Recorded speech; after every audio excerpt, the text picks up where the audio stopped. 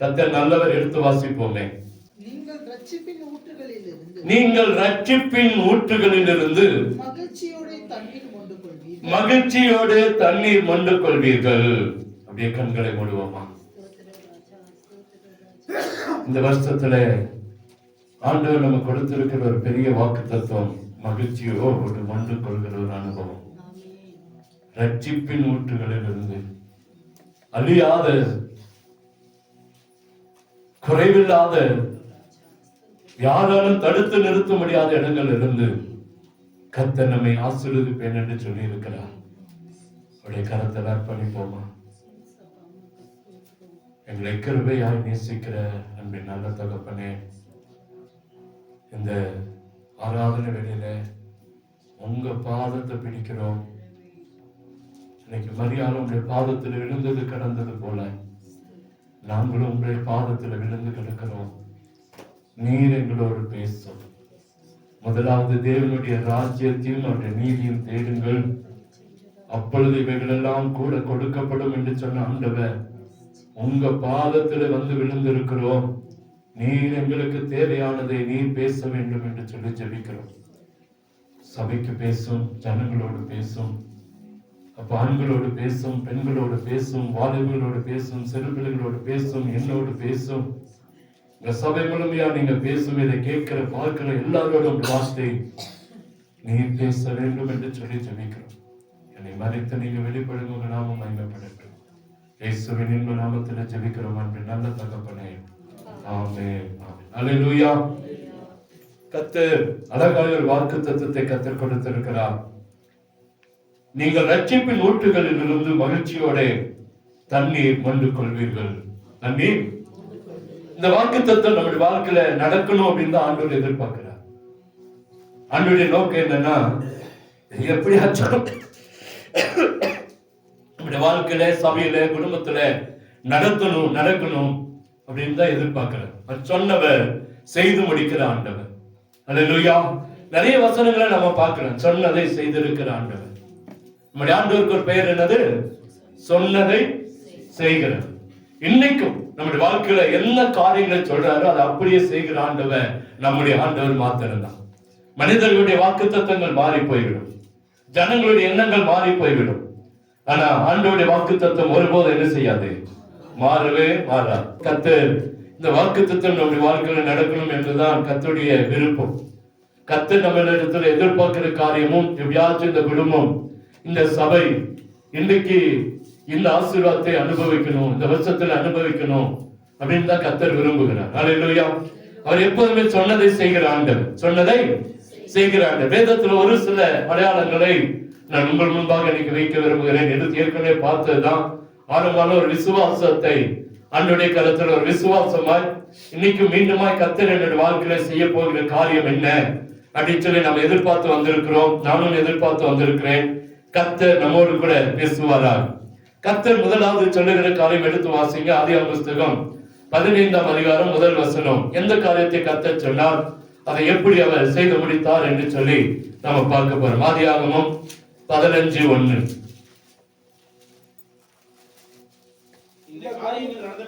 இந்த காரியங்கள் நடந்த பின்பு கர்த்தருடைய வார்த்தை ஆபிரகாமுக்கு தரிசனத்திலே உண்டாகி, ஆபிரகாமே பயப்படாதே, நான் உனக்கு கேடகமும் உனக்கு மகா பெரிய பலனுமாய் இருக்கிறேன் என்றார். அல்லேலூயா. இந்த காரியங்கள் நடந்த பின்பு ஏதோ ஒரு காரியம் நடந்திருக்கிறது. ஏதோ ஒரு காரியம் அவன் வேதனையோடு வந்திருக்கலாம், ஒருவேளை போராட்டத்தோடு வந்திருக்கலாம். எந்த காரியங்கள் என்று சொல்லி பார்த்தா 14ஆம் அதிகாரத்துக்கு வந்தீங்கன்னா இந்த 1-2 வசனங்களை வாசிங்களேன். சினையாரின் ராஜாவாகிய அம்ராபேலும், ஏலாசாரின் ராஜாவாகிய அரியோகும், ஏலாமின் ராஜாவாகிய கெதர்லா கோமேரும், ஜாதிகளின் ராஜாவாகிய திதியாலும் இருந்த நாட்கள். அங்க பாருங்க, சினையரின் ராஜா அம்ராப் என்கிறான அந்த ராஜா, எலேசரின் ராஜா அரியலகும், ஏலாகிம் ராஜாவாகிய கெதர்லா கோமேரும், ஜாதிகள் ராஜாவாகிய திதியாலும் இருந்த நாட்களிலே அவர்கள் என்ன செய்யறாங்க? அவர்கள் சோதமின் ராஜாவாகிய பேராவோடும் குமாராவின் ராஜாவாகிய பிர்சாவோடும் அத்மாவின் ராஜாவாகிய சினேயாவோடும் செபேயின் ராஜாவாகிய செமெபரோடும் சேவார் என்னும் பேலாவின் ராஜாவோடும் யுத்தம் பண்ணினார்கள். அல்லேலூயா.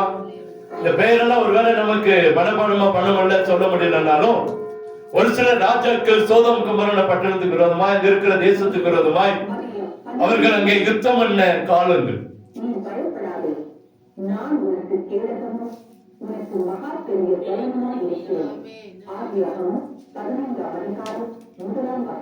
அல்லேலூயா.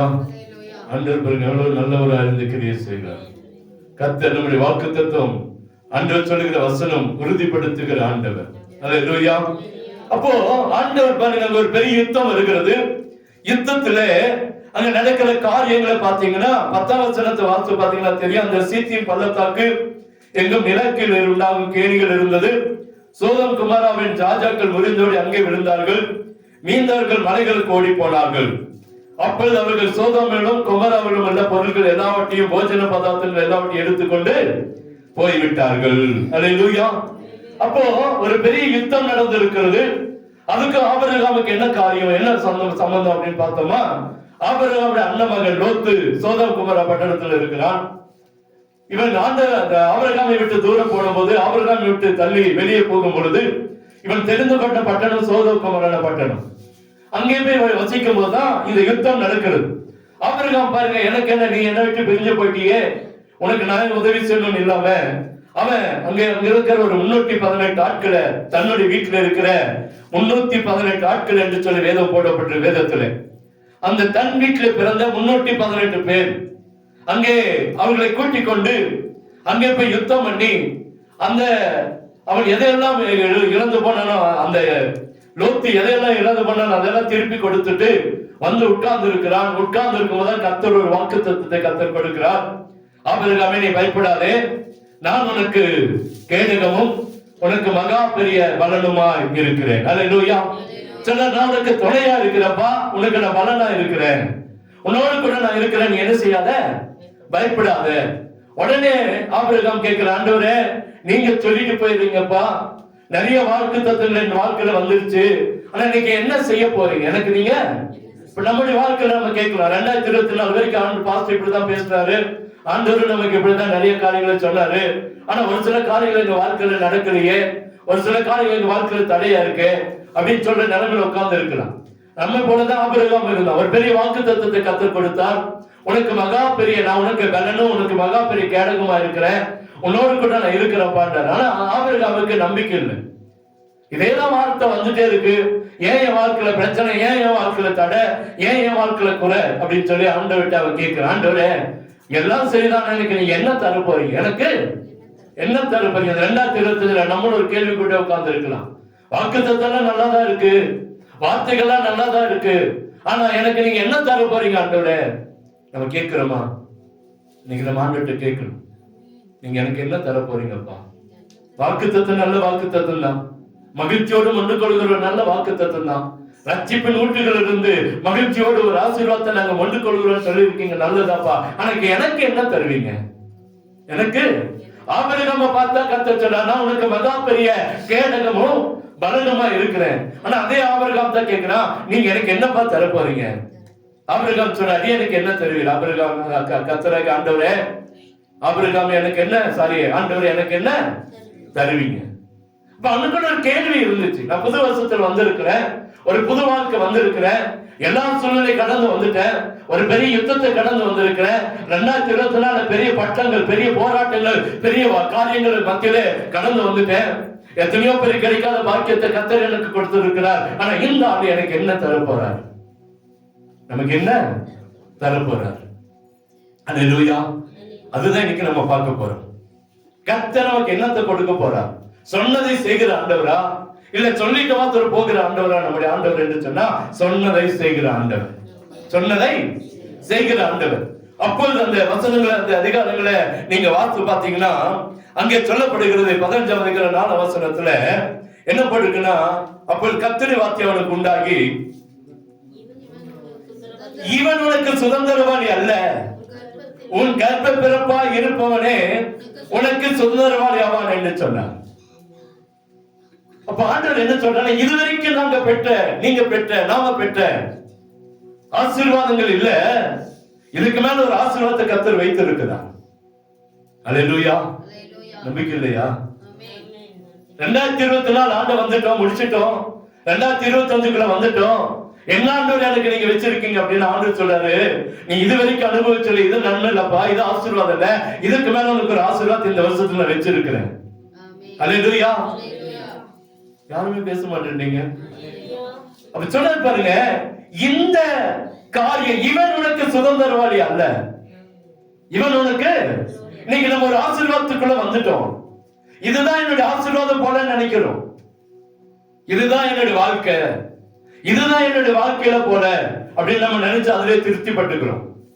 இன்னைக்கு இவ்வளவுதான் சம்பளம், இவ்வளவுதான் என்னுடைய ஆசீர்வாதம், இதுதான் என்னுடைய வாழ்க்கை அப்படின்னு நினைக்கிறோம். இல்ல, இதற்கு மேல் கர்த்தர் எது ஒன்று வைத்திருக்கிறார். அல்லேலூயா. இதுவரைக்கும் நமக்கு கிரகிக்க முடியாத, நம்ம பார்க்க முடியாத ஒரு புதிய காரியத்தை ஒரு கர்த்தர் நம்முடைய வாழ்க்கையில இந்த ஆண்டிலே செய்ய விரும்பிக் கொண்டிருக்கிறார்.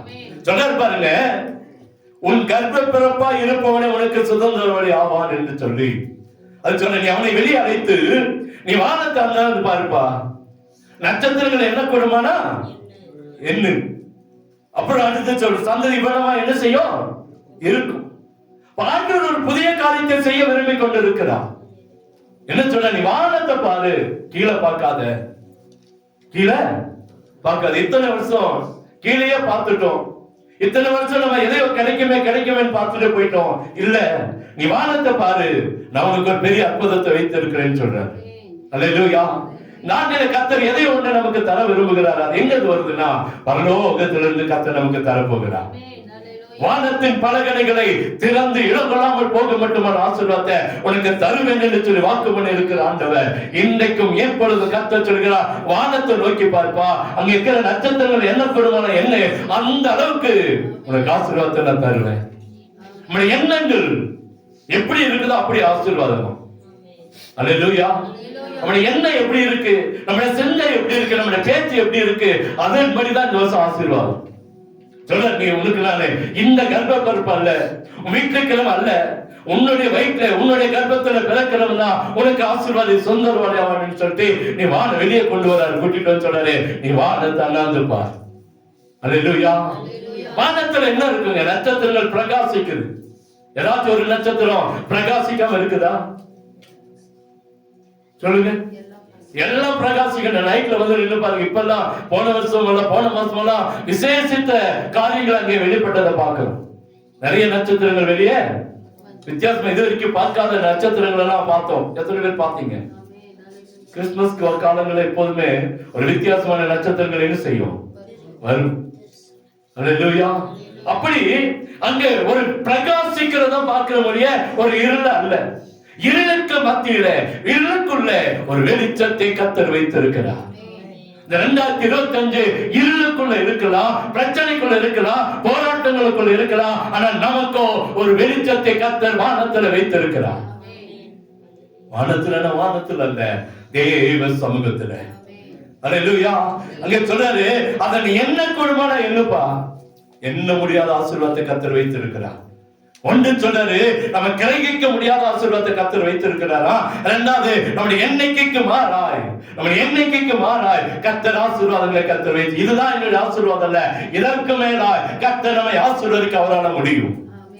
அல்லேலூயா. நீ என்ன கூடுமானால் என்ன செய்ய, என்ன கர்த்தரை அவன் விசுவாசித்தான் என்று சொல்லப்படுகிறது. கர்த்தரை அவன் விசுவாசித்தான். அதே 21ஆம் அதிகாரத்து வாங்கல, அதே 21ஆம் அதிகாரம்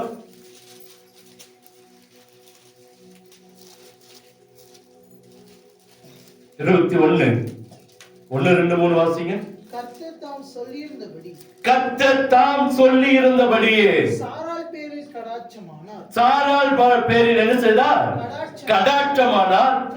கர்த்தர் தாம் உரைத்தபடியே சாராளுக்கு செய்தார் அப்படின்னார். அல்லேலூயா. சாராள் பேரிலே கர்த்தர் கடாட்சமானார். எவ்வளவு அழகா வேதம் சொல்லுது பாருங்க.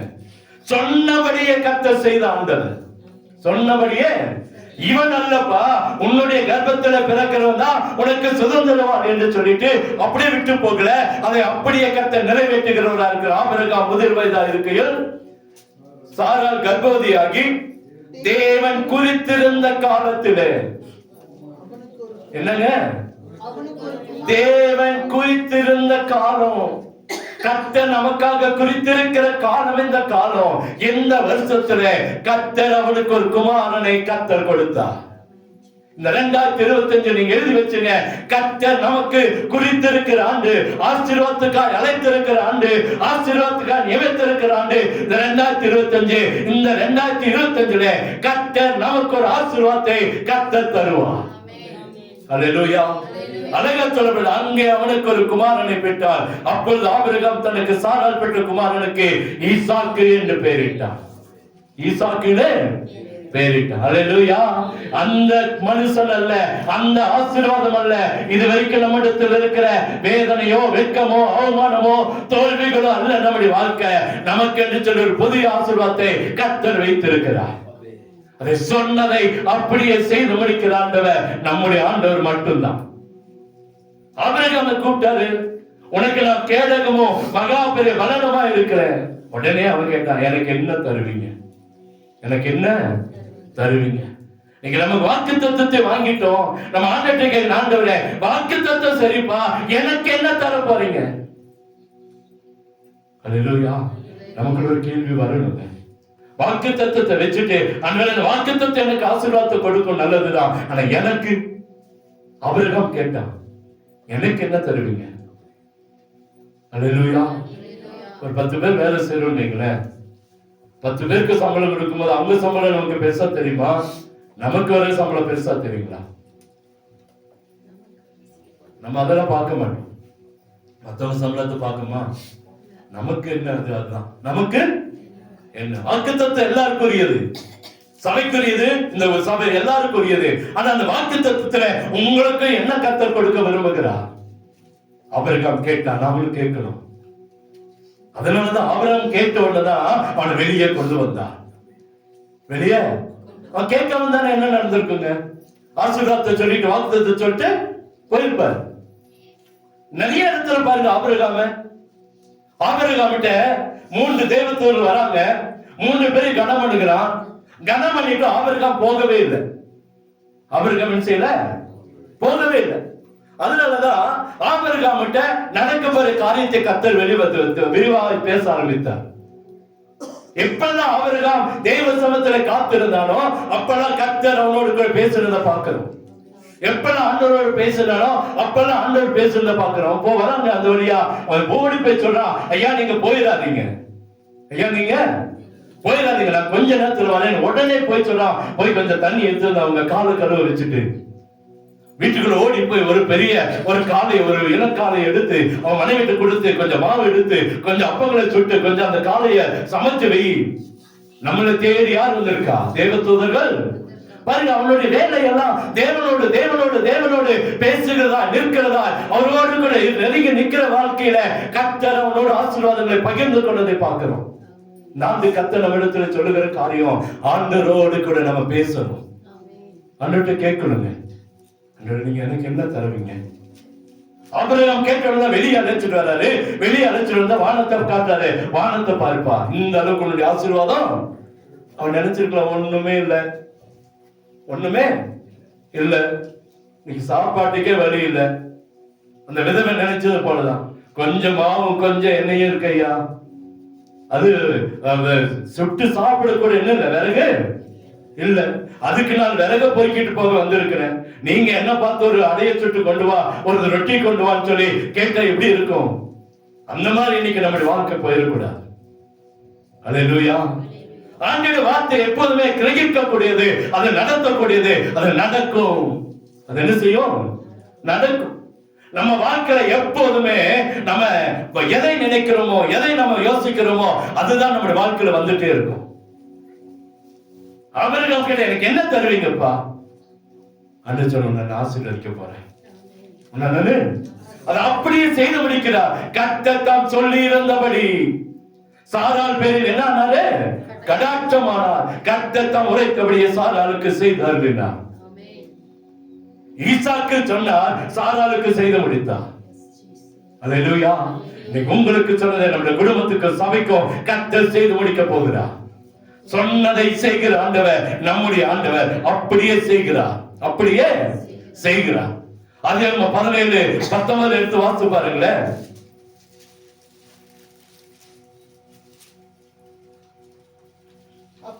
அப்பொழுது தேவன், உன் மனைவியாகிய சாராள் நிச்சயமாய் உனக்கு ஒரு குமாரனை பெறுவாள். போதும்பா, அவனுக்கு ஈசாக்குன்னு பேரிடு. அது அப்படியே கர்த்தர் செய்து முடிக்கிறார்.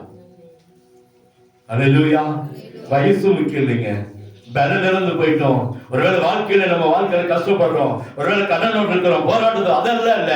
ஆண்டவர் சொன்னதை செய்து முடிக்கிறவர் நம்முடைய ஆண்டவர்.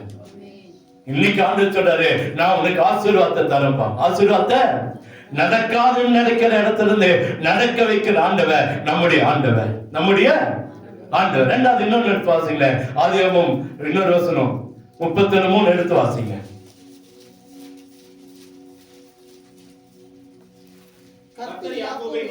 கர்த்தர் யாக்கோபை நோக்கி உன் பிதாக்களுடைய தேசத்துக்கும் உன் இனத்தாரிடத்திற்கும் திரும்பி போ, நான் உன்னுடனே கூட இருப்பேன். அங்க சொன்னாரு, நான் உன்னை ஆசீர்வதிக்க போறப்போ. ஒரு பெரிய பிரச்சனை, அங்கிருந்து வெளியே வந்துட்டோம், 24 இருந்து 25 வந்துட்டோம். இந்த வருஷம் எப்படி நடக்குதுன்னு தெரியல, என்ன நடக்க போகுதுன்னு தெரியல. ஆண்டவர்கிட்ட கேட்கும் போது கர்த்தர் ஆசீர்வாதத்தை கொடுத்தார். இங்கே ஒரு மனுஷனை குறித்து பார்க்கிறோம். அவர் சொல்றாரு, நீ உன் பிதாக்களுடைய தேசத்துக்கும் உன் இனத்தாருக்கும் நீ திரும்பி போ, நான் உன்னோடு கூட என்ன செய்வேன், இருப்பேன். ரெண்டாவது சொல்றாரு, இது உன்னுடைய ஆசீர்வாதம் அல்ல. திரும்ப சொல்றாரு பாருங்க, நீ இருக்கிற இடம் ஆசீர்வாதமான இடம் இல்ல. உன்னுடைய தகப்பன் வீட்டுக்கும் உன்னை வாக்குத்தத்தம் பண்ணினானே ஆபிரகாம், ஈசாக்கு, யாக்கோபுடைய வீட்டுக்கு உன்னை அழைத்து போக போகிறேன். அல்லேலூயா. நமக்காக கர்த்தர் வாக்குத்தத்தம் பண்ணின ஆண்டவர்.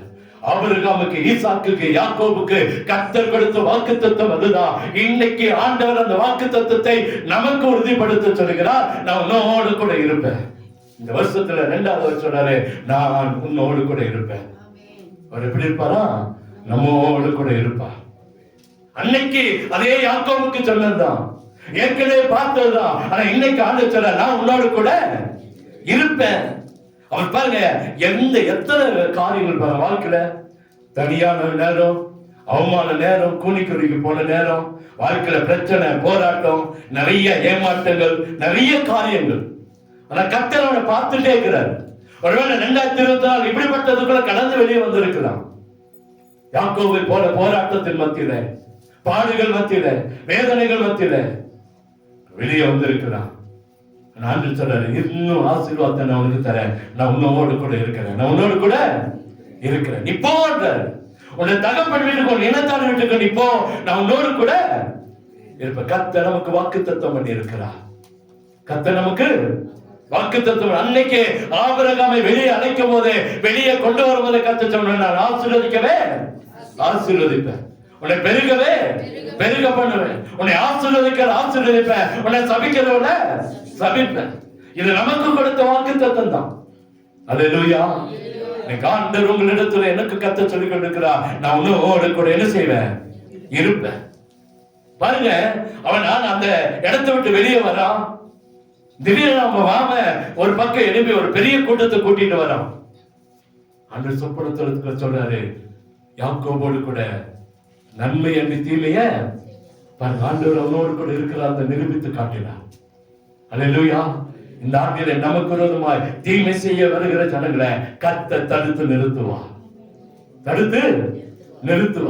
உங்களுக்கு விரோதமாய் எழுப்புகிற ஜனங்களை தடுத்து நிறுத்துவார். உங்களுக்கு விரோதமாய் வெட்கப்படுத்த நினைக்கிற, உங்களை வேதனைப்படுத்த நினைக்கிற, துக்கப்படுத்துகிற ஜனங்களுக்கு மத்தியில கர்த்தர் இறங்கி காரியங்களை செய்கிறவராக இருப்பார்.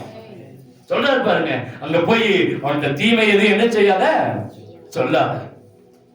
அது 31:24 நினைக்கிறேன், அங்கே அழக சொல்லப்படுகிறது. அது மாத்திரம் இல்ல, அவனுடைய தகப்பனுடைய மரணத்தை பார்க்க வைத்தார் கர்த்தர். ஓடி போனா, பயந்து போனா, ஆனா கடைசியில் தன் குடும்பத்தோடு தகப்பன் வீட்டுக்கு கர்த்தர் கொண்டு வந்தார். கர்த்தர் அவனோடு கூட இருந்தார். அல்லேலூயா. 35:3 எடுத்து வாசிங்களேன். அதே 35:3. நான் எழுந்து பெத்தேலுக்கு போவோம், வாருங்கள். எனக்கு ஆபத்து நேரிட்ட நாளில், எனக்கு ஆபத்து நேரிட்ட நாளில் என் விண்ணப்பத்துக்கு உத்தரவு அருளி செய்து, என் விண்ணப்பத்துக்கு உத்தரவு அருளி செய்து, நான் நடந்த வழியிலே என்னோடு கூட இருந்த, நான் நடந்த வழியிலே என்னோடு கூட இருந்த தேவனுக்கு அங்கே ஒரு பலிபீடத்தை உண்டாக்குவேன், அங்கே ஒரு பலிபீடத்தை உண்டாக்குவேன் என்றார். அல்லேலூயா. நான் எழுந்து பெத்தேலுக்கு போவோம் வாருங்கள் என்று சொல்லுகிறான். எங்க போவோம்? பெத்தேலுக்கு. ஏன் பெத்தேலுக்கு போகணும்னா அங்கதான் கர்த்தர் அவனுக்கு தரிசனமானா.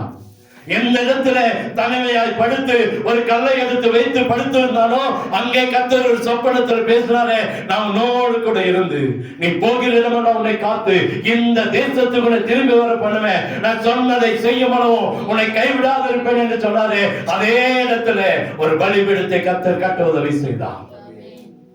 ஆண்டுகள் கடந்து போயிருக்கலாம், நாட்கள் ஓடி போயிருக்கலாம், பல அவமானங்கள் பல போராட்டங்கள் அனுபவித்திருக்கலாம். ஆனால் கர்த்தரின் ஆசீர்வாதம் மாறல. இன்னைக்கு கர்த்தர் ஒரு புதிய ஆசீர்வாதத்தை இந்த ஆண்டிலே கர்த்தர் அவனுக்கு கொடுத்தது போலவே நமக்கு கர்த்தர் இந்த ஆண்டிலே ஒரு புதிய ஆசீர்வாதத்தை கர்த்தர் தருவார். அவன் நம்மோடு கூட இருப்பார். அவன் நம்மோடு கூட இருப்பார். அல்லேலூயா. நம்மோடு கூட இருக்கிறேன். இன்னொன்னே ஒண்ணு சொல்லி முடிச்சாரு. யாத்திராகமம் 14:14.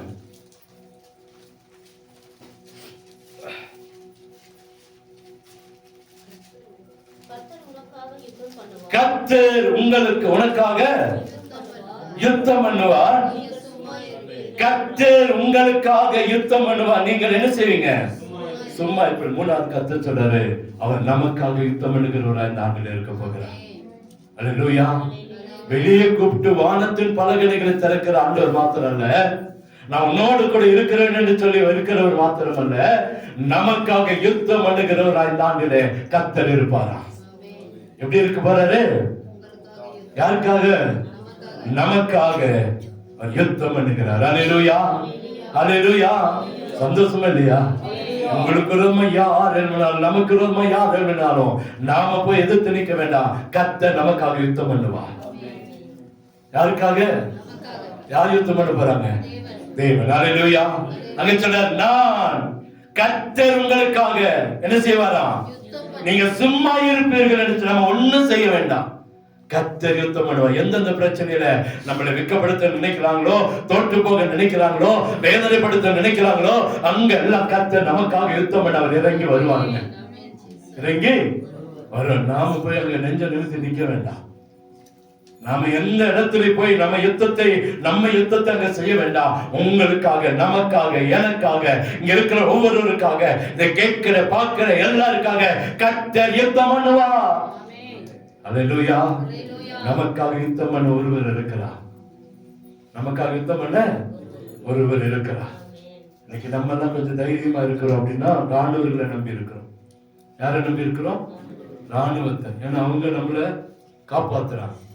அவங்க நம்ம என்ன செய்யறாங்க? அவங்களுக்காக நம்ம நன்றி சொல்லணும். ஒரு நாள் அவங்களுக்காக ஜெபம் பண்ணணும். ராணுவத்துக்காக என்ன செய்யணும்? சொல்லணும். இன்னைக்கு வங்கதேசம் சீக்கிரத்துல இந்தியா மேல போர் தொடுக்க ரெடியா இருக்காங்க. தெரியுமா உங்களுக்கு? எல்லாரும் வெளி பொது வெளியில போகும்போது மாஸ்க் போட்டு போங்க. மாஸ்க் ரொம்ப ஊட்டியில கலெக்டர் ஒரு பெரிய ஆர்டர் போட்டிருக்காங்க. நம்ம என்ன செய்யணுமா? மாஸ்க் போடணும். அது மாத்திரம் இப்போ ஒரு யுத்தத்துக்கான அறிகுறி நடந்துட்டு இருக்கு. சைனா வங்கதேசத்துக்கு சப்போர்ட் பண்றான். வங்கதேசம் இந்தியாவுக்கு விரோதமா யுத்தத்துக்கான காரியங்கள் நடந்து வருகிறது. எப்போ வெடிக்கும்னு சொல்லி தெரியல. இதற்கு ரஷ்யாவுக்கும் உக்ரைனுக்கும் சண்டை தான் பார்த்தோம். இன்னைக்கு பல யுத்தங்களை பல தேசங்களை பார்த்தோம். சீக்கிரத்துல நம் இந்தியாவுக்கு விரோதமாய் யுத்தங்கள் வரும். அல்லேலூயா. ஆனா இங்கே ஒரு பெரிய ராணுவம் இருக்கிறது, நமக்கு ஒரு நம்பிக்கை இருக்கிறது. நமக்கு பாதிப்பு இல்லைன்னு நினைக்கிறோம். நமக்கு தான் பாதிப்பு இருக்கு. எது தெரியுமா? நம்ம ஏரியாவில் தான் என்ன இருக்கு? வெடிகுண்டோட குடோன் இருக்கு. இங்கதான் ஒளிச்சு வச்சிருக்கு. இங்கதான் மறைத்து வைக்கப்பட்டு இருக்கிற அணுகுண்டுகள், வெடிகுண்டுகள் எல்லாம் இங்கதான் குண்டுலதான் இருக்கு. ஆகவே ஒரு பெரிய யுத்தம் வருதுன்னா முதல்ல பாதிக்கப்படுவது நம்ம ஏரியாவை தான் இருக்கும். அல்லேலூயா. சொல்லி பயப்படுத்த விரும்பல சொல்றோம். நான் ஏன் சொல்றேன்னா, நமக்காக யுத்தம் பண்ண கர்த்தர் இருக்கிறார். அல்லேலூயா. நம்ம பயப்பட வேண்டிய அவசியம் இல்லை. ஏன்னா நமக்காக யார் யுத்தம் பண்றாரா? அழகா சொல்றார், உங்களுக்காக கர்த்தர் யுத்தம் பண்ணுவா. நீங்கள் என்னவா இருப்பீங்க? சும்மா இருப்பீர்கள். நம்ம எப்போ யுத்தத்துக்கு நிக்க வேண்டாம். ஒரு பெரிய அற்புதமான ஆண்டவர் நமக்காக கர்த்தர் நமக்காக இறங்கி வர அவரால் முடியும். அல்லேலூயா. அந்த வசனத்தை எடுத்து வாசித்து பாருங்க. 15:12 எடுத்து வாசித்து பாருங்க. 14:24 எடுத்து வாசித்து பாருங்க. 14:24. ஜாமத்தில்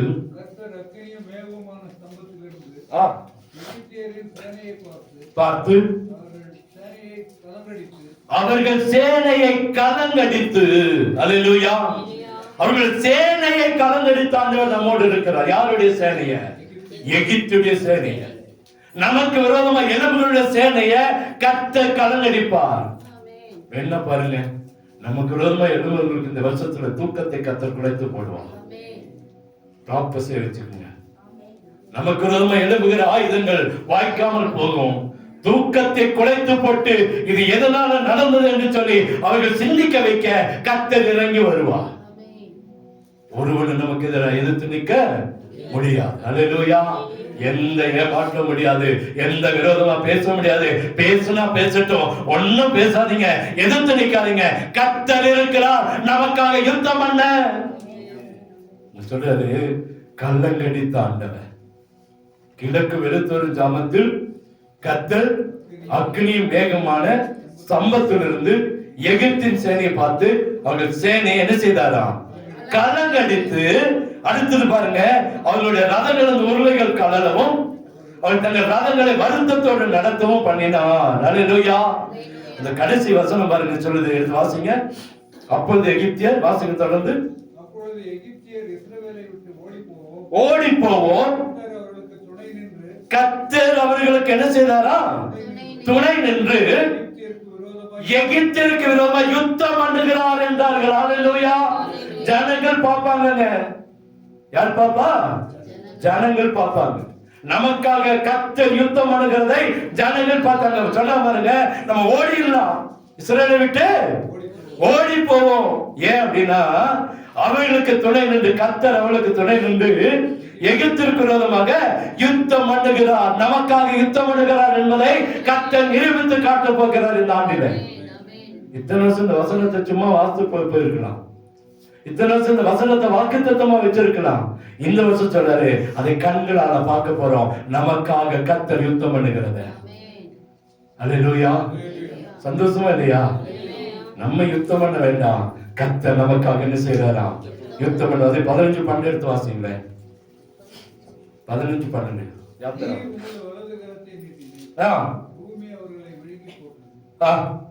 இங்க வசிக்கிறோம். நீ உங்கள் வலது கரத்தை என்ன செய்து நீட்டினி, பூமி அவர்கள் என்ன செய்தது? விழுங்கி போட்டது. உயிரோட ஒருவனும் இல்ல. அல்லேலூயா. நமக்கு விரோதமா எழுவனவன், அன்னைக்கு இஸ்ரவேலுக்கு விரோதமா எழுவனவன், மோசேக்கு விரோதமா எழுவனவன், ஜனங்களுக்கு விரோதமா எழுவனவன் ஒருவனும் உயிரோடு இல்ல. எல்லாரையும் கர்த்தர் அந்த தண்ணீர்ல மூழ்கி போட்டார். இந்த வருஷம் சொல்ல போறோம், நமக்கு விரோதமா எழுவன அத்தனை பிரச்சனைகள் மூழ்கி போகும். அல்லேலூயா. நிச்சயமா கர்த்தர் ஒரு அற்புதத்தை செய்வார். 3 காரியங்கள் போதும். ஒன்று, கர்த்தர் நம்மை ஆசீர்வதிக்க அவர் நம்மை அழைத்திருக்கிறார். எதற்காக அழைத்திருக்கிறார்? ஆசீர்வதிக்க. ஆபிரகாமை அழைத்த தேவன் பெருமையாய் விடல்ல. ஒரு பெரிய போராட்டம், ஒரு பெரிய யுத்தம், ஆனால் அதுக்கு பின்பாய் ஒரு சமாதானமான ஆசீர்வாதத்தை ஆபிரகாமுக்கு கர்த்தர் கொடுத்தார். அல்லேலூயா.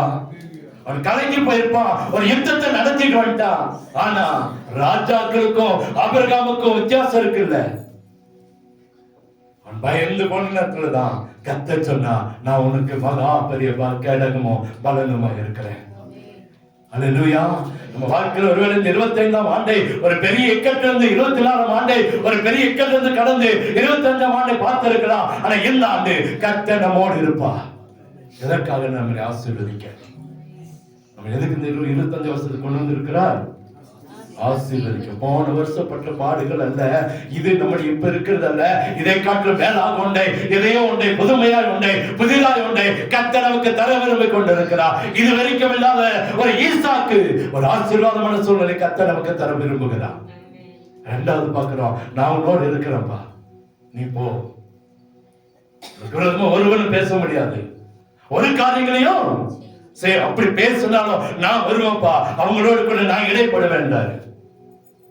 ஏசா வந்தா 400 பேரோடு கர்த்தர் இடைப்பட்டா, அவனோட மாமா வந்தா கர்த்தர் இடைப்பட்டா. நமக்கு முன்பா கர்த்தர் இந்த ஆண்டில நமக்கு முன்பா கடந்து போவார். அல்லேலூயா. மூன்றாவது சொல்றாரு, அழகா சொல்றாரு, அங்கே கர்த்தர் நமக்காக யுத்தம் பண்ணுகிறார். நமக்காக யுத்தம் பண்ண அவர் ஒருவர் இருக்கிறார். நீங்க கலங்க வேண்டாம், திகைக்க வேண்டாம். தேவ சமத்துல தேவனை நோக்கி பார்த்த போதும் எப்படி ஆபிரகாமை வெளியே கொண்டு வந்து நிறுத்தி வானத்தை பார்த்து எந்த நட்சத்திரங்களை பேரிட்டு என்ன குணமான என்ன அந்த அளவுக்கு நம்ம ஆசீர்வதிப்பேன். அந்த அளவுக்கு இந்த ஆண்டில கர்த்தர் நம்முடைய ஆசீர்வாதத்தை பெருக பண்ண போகிறார். போன வருஷத்துல வாங்காத பொருட்கள் எல்லாம் வாங்க கர்த்தர் உதவி செய்வார். போன வருஷம் அடைக்காத கடன் எல்லாம் அடைக்க கர்த்தர் வழிவாசல் உண்டாக்கி தருவார். போன வருஷம் செய்யாத காரியங்களை இந்த வருஷத்துல செய்து முடிக்க கர்த்தர் கிருபை தருவார். நடக்காத காரியங்கள் நடக்கும்.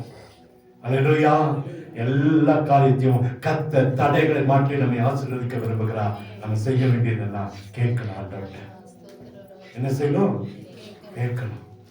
எனக்கு என்ன தருவீங்கப்பா, எனக்கு என்ன தருவீங்க? நீங்க இருக்கிற எல்லாருக்கும் பொதுவான வாக்குத்தத்தம், சபைக்கான வாக்குத்தத்தம் தான். ஆனா நமக்குன்னு கர்த்தர் என்ன வைத்திருக்கிறார்? ஒவ்வொரு நாள் ஆண்டவர்கிட்ட கேளுங்க, ஆண்டவரே எனக்கு என்ன தருவீங்கப்பா? எனக்கு ஆண்டவர்கிட்ட உணர்த்துற காரியம் தான். நிறைய ஜெபிக்கிறோம், நிறைய காரியங்களை சொல்லிட்டே இருக்கிறோம், வாக்குத்தத்தங்கள் எல்லாம் சொல்றோம், நல்லதுதான். ஆனா எனக்கு என்ன வைத்திருக்கீங்க? என்னை குறித்து உடைய திட்டம் என்ன? என்னை குறித்து உடைய சித்தம் என்ன? ஆண்டவரே என்ன இந்த வருஷத்துல எப்படி நடத்த போறீங்க? என்ன எப்படி ஒவ்வொரு நாளும் நீங்க நடத்த போறீங்க ஐயா? அதை எனக்கு சொல்லிக் கொடுங்கன்னு கேட்போம். ஒவ்வொரு நாளும் கேளுங்க, இன்னைக்கு என்ன கொண்டு நீங்க என்ன செய்ய விரும்புறீங்க? இன்னைக்கு என்ன கொண்டு நீங்க என்ன செய்ய விரும்புறீங்க? என்னுடைய சுயம் வேண்டாப்பா, என்னுடைய பேச்சு வேண்டாம், என்னுடைய திறமை வேண்டாப்பா, என்னுடைய காரியங்கள் எதுவும் வேண்டாம். நீங்க என்ன எப்படி நடத்துறீங்களோ அப்படி நடத்துங்கன்னு ஒவ்வொரு நாளும் நடக்க கற்றுக்கொள்வோம். கர்த்தர் நிச்சயம் ஒரு அற்புதத்தை செய்வார். நம்முடைய சுயங்களும் உடைக்கப்படட்டும். பணங்கள்லாம் அந்த பலத்துமெல்லாம் வேண்டாம், நம்முடைய திறமெல்லாம் வேண்டாம். ஒவ்வொரு நாளும் ஆபிரகாம் கேட்டது போல, ஆண்டவரே வாக்குத்தத்தம் நல்லதுதான்ப்பா, என்ன நீங்க நடத்துவீங்கன்னு எனக்கு தெரியும், என் குடும்பத்தை ஆசீர்வதிப்பீங்கன்னு தெரியும், ஆனா எனக்கு என்ன தருவீங்கப்பா? எனக்கு என்ன தருவீங்க? மனதால முடக்குவோமா? 3 காரியங்கள் பார்த்தோம். ஒன்று, ஆபிரகாம் உடைக்கப்பட்ட நேரத்துல, பலன் இழந்து போன நேரத்துல, ஒரு யுத்தத்துக்கு போய் வந்திருக்கிறான். எப்படி வந்திருப்பான்? எனர்ஜி எல்லாம் இழந்து, தன்னுடைய பலத்தெல்லாம் இழந்து, தன்னுடைய திறமையெல்லாம் இழந்து, பெருமையா வந்து பயத்தோடு திகிலோடு நின்ன நேரத்துலதான் ஆபிரகாமே பயப்படாதே, நான் உனக்கு மகா பெரிய கேடகமும் மகா பலனுமா இருக்கிறேன். ஒரு பெரிய வாக்குத்தத்தம் அன்று கொடுத்தார். அதன் போலவே கர்த்தர் அவனுக்கு செய்து முடித்தார். உடைக்கப்பட்டு வந்திருக்கீங்களா? நொறுக்கப்பட்டு வந்திருக்கீங்களா? தேவைகள் சந்திக்க முடியாம வந்திருப்போமா? குறைவுகளோடு வந்திருக்கிறீங்களா? சரீரத்துல பலவீனத்தோடு வந்திருக்கிறீங்களா? கர்த்தர் உங்களுக்கு சொல்றார், பயப்படாத. ஆபிரகாமுக்கு மாத்திரம் இல்ல, இருக்கிற ஒவ்வொருவரையும் பேச்சோடு அழைத்து சொல்றாரு, பயப்படாத, நான் உனக்கு மகா பெரிய பலன் கேடகமா இருக்கிறேன். நான் உனக்கு சொன்னதை செய்வேன்பா. கர்த்தர் நமக்கு சொன்னதை செய்கிறவர் நம்மோடு இருக்கிறார். இரண்டாவது, யாக்கோபு எல்லாம் அடிக்கப்பட்டு நொறுக்கப்பட்டு பிற்கப்பட்டு வேதனையோடு இருக்கிறான். மாமனுடைய முகம் நேர்த்து போல இல்லை, முகம் வேறுபட்டு. ஒருவேளை நீங்க இன்னைக்கு நாம இன்னைக்கு நம்மள முகம் வேறுபட்டு இருக்கலாம், நம்பிக்கை அற்று போய் கடந்து வந்திருக்கலாம். யாருக்கு தெரிஞ்சு போல தன் மாமன் வீட்டுக்கு தான் போனான், 20 வருஷம் அடிமை. ஆனா இன்னைக்கு அவன் முகம் மாறிடுச்சு. நம்ம வாழ்க்கையில நம்பிக்கையோட முகம் மாறி இருக்கலாம். காப்பாத்துவாங்க, நம்மளோடு இருப்பாங்க, நமக்கு உதவி செய்வாங்க, நமக்கு துணையா நிற்பாங்க, கடைசி காலத்துல நம்மோடு கொண்டு இருப்பாங்க நினைச்ச முகங்கள் வேறுபட்டிருக்கலாம். அந்த நேரத்துல கத்துச்சாரு, நீ போப்பா, உன் தகப்ப வீட்டுக்கு உன் நிலத்தாரத்துக்கு போ, நான் உன்னோடு இருப்பேன். ஆண்டவர் உங்களை பார்த்து சொல்றாரு, அதுல இருந்து வெளியே வாழ்றாரு. இந்த கஷ்டத்திலிருந்து, துக்கத்திலிருந்து, போராட்டத்திலிருந்து வெளியே கர்த்தர் அழைத்து வருகிறவர் நம்முடைய ஆண்டவர். காரியங்கள் எதுவா இருந்தாலும் சரி, அதுல இருந்து வெளியே கொண்டு வர கர்த்தரால முடியும். வெளியே சிரித்து உள்ளே அழ நம்ம இன்னைக்கு ஆயத்தமா இருக்கலாம். நிறைய காரியத்தோடு உள்ளே அழுது கொண்டு இருக்கலாம், வெளியே தெரியாது. நிறைய வெட்கப்படுத்திருக்கலாம், காயப்படுத்திருக்கலாம், கட்டுப்பட்டு வந்திருக்கலாம், பலவீனத்தோடு வந்திருக்கலாம், சோர்ந்து போய் வந்திருக்கலாம். எதிர்பார்த்த காரியம் நடக்காம, எதிர்பார்த்ததிலிருந்து ஒரு ஏமாற்றம், பேச்சு, வார்த்தை கேவலப்பட்டு நின்றுக்கலாம். நான் சொல்றாரு, நீ போப்பா, இது உனக்கு சொந்தம் இல்ல, இந்த அடிமைத்தவன் உனக்கு சொந்தம் இல்ல, இந்த அவமானம் உனக்கு சொந்தம் இல்ல, இந்த நிந்தை உனக்கு சொந்தம் இல்ல.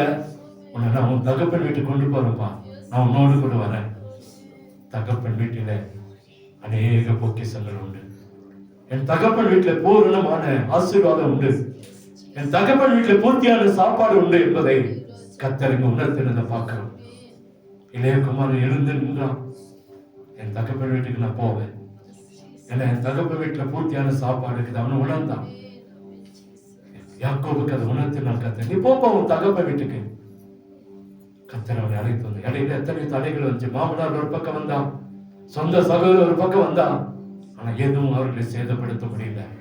கர்த்தர் அவனோடு இருந்தான். மூணாவது பார்க்கிறோம், இஸ்ரவேல் ஜனங்கள் பயந்து போய் வனாந்தரத்துல அங்கிருந்து தப்பிச்சு வந்துட்டான். வந்து எகிப்திலிருந்து இந்த எகிப்தின் கைக்கு தப்பி வெளியே வரான். பெரிய ஒரு செங்கடல் தடுத்து நிற்குது.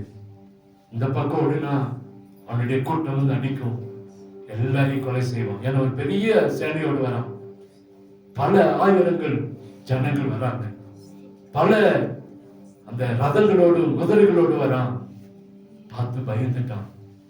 அந்த நேரத்தில் ஆண்டு உங்களுக்கா நான் யுத்தம் பண்ணுவப்பா, நான் ஒருவன் உங்களோடு கூட இருக்கிறேன். இன்னைக்கு நமக்கு ஒரு பெரிய கூட்டம் சரி செய்யலாம், ஒரு பெரிய காரியம் நமக்கு தடை செய்யலாம்.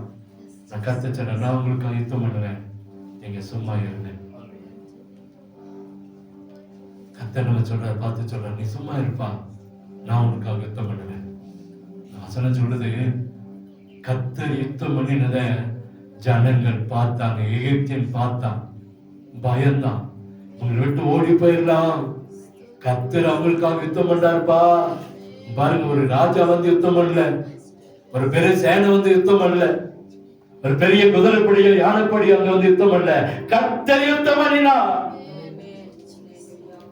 நமக்காக யுத்தம் பண்ண ஒருவர் உண்டு. அவனோடு இருக்கிறவரை பார்க்கிற நம்மோடு இருக்கிறவர் பெரியவர். நம்மோடு இருக்கிறது அதிகம். ஒருவர் போதும், அத்தனை பெரிய தலத்தை அவரால் முடியும். அவ்வளவு பெரிய ஆண்டவர் நம்மோடு இருக்கிறார்.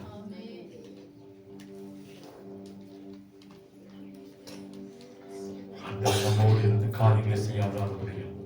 பலத்தினாலும் அல்ல, பராக்கிரமத்தினாலும் அல்ல, அவருடைய ஆவியினாலே எல்லாம். இந்த வருஷம் நம்மை நடத்த அவரால் முடியும், நம்மோடு கூட இருக்க அவரால் முடியும், நமக்காக யுத்தம் பண்ண அவரால் முடியும். ஏன் அவர் நம்முடைய ஆண்டவர். நாம் அவருடைய பிள்ளைகளா இருக்கிறதுனால ஒருபோது நம்மை கைவிடவே மாட்டார். இந்த வருஷம் எழுதி வச்சுக்கங்க, கர்த்தர் நம்மோடு இருப்பார்.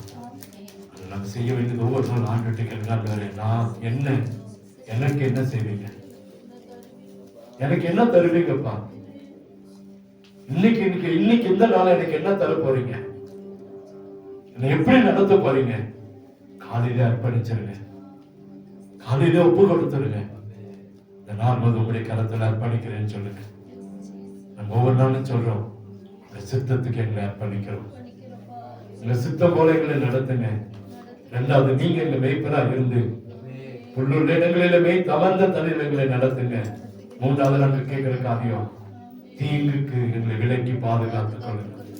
ஆபத்து, விபத்து, நாசமோசங்களுக்கு எங்களை விலக்கி பாதுகாத்துக் கொள்ளுங்க. மூன்று காரியத்தை அதிகாலை ஜெபத்துல சொல்லித்தான் ஒவ்வொரு நாள் அர்ப்பணித்துட்டு தான் ஜெப குறிப்பே சொல்றோம். ஏன்னா கர்த்தர் தான் இந்த ஆண்டில் நம்மை நடத்தணும். ஒவ்வொரு நாள் கர்த்தர் நம்மை நடத்தணும்.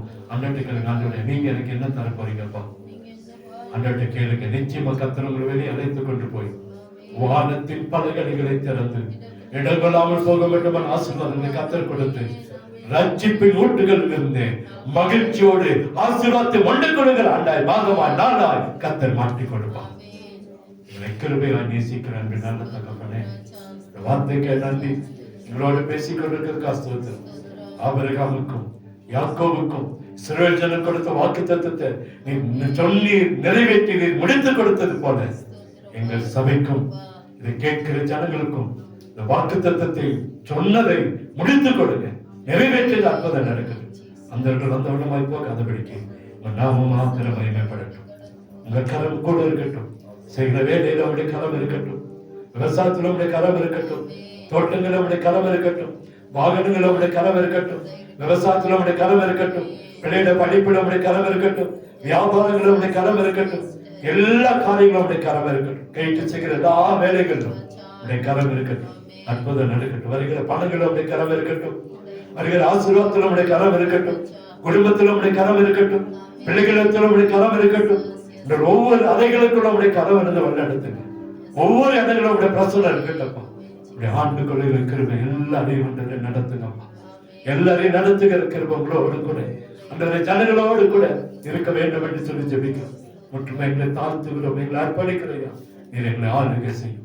முற்றிலும் எங்களை தாழ்த்துகிறோம், அர்ப்பணிக்கிறோம். தொடர்ந்து எங்களோடு கூட இயேசுவின் நாமத்தில் ஜெபிக்கிறோம் அன்பு நல்ல தகப்பனே.